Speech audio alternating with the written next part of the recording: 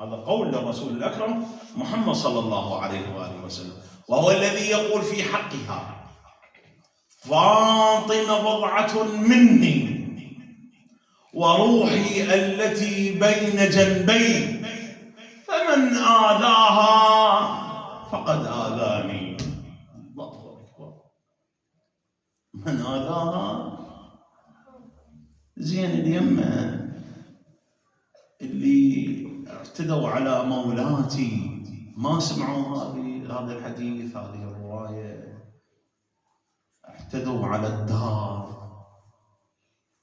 وكسروا ضلع مولاتي وأسقطوا جنينها وأحرقوا دارها، ما سمعوا هذا الحديث.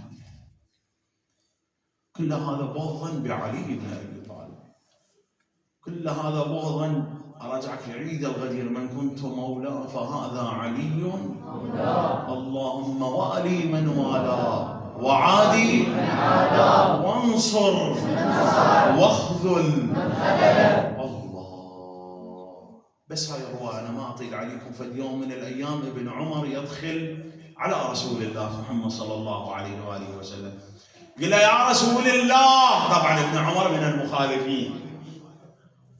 قال له: يا رسول الله، ما منزلة علي منك؟ شنو منزلة علي بن أبي طالب منك يا رسول الله؟ ومثبت عند الفريقين، مثبت عند الفريقين.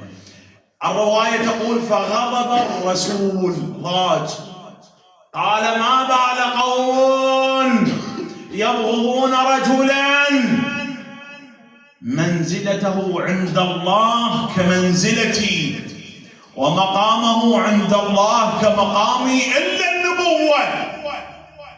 إلا النبوة، فرق بيناتنا إلا النبوة. يا ابن عمر، من أحب عليا فقد أحبني، ومن أحبني فقد أحب الله. كلام صريح، ما بي مجاملة من الرسول الأكرم محمد صلى الله عليه وآله وسلم.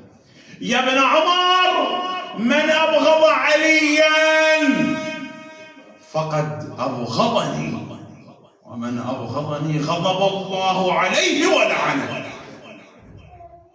كلام صريح. هاي اللي غثتهم الجماعة، منزلة علي بن أبي طالب ورسول الله. هي هاي: يا علي لا يحبك إلا مؤمن. ترجع للقرآن الكريم: المؤمنين شنو جزاهم؟ في الجنة. ولا يبغضك إلا منافق. والمنافقين وين؟ في جهنم وبئس المصير. فهذا كله بغضا بعلي بن أبي طالب عليه السلام. قتلوا الرسول وهجموا على دار فاطمة صلوات الله وسلامه